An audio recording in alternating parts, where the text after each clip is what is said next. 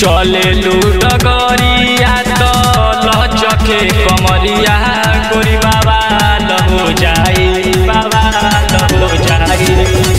चले लूटगरिया तो लचके कमरिया गोरी बाबा लहो जाई।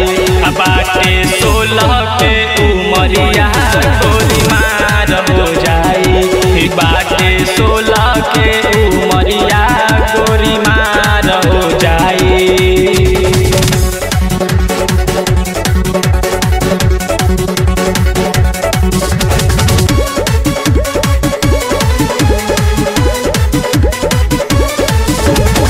कानवा के बाली जब छुए गोरे गाल के सांचो पहिले गोरी लागे लू कमाल के लागे लू कमाल के। कानवा के बाली जब छुए गोरे गाल के सांचो पहिले गोरी लागे लू कमाल के।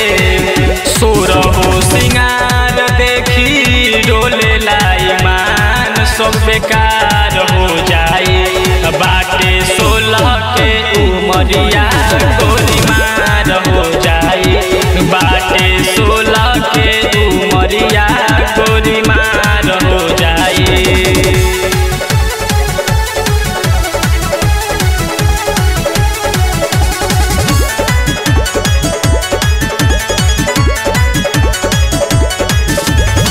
भइल दिव्यांश सुन तोहरो दीवाना आपन बना ल कहे पंकज पारावाना पंकज पारावाना।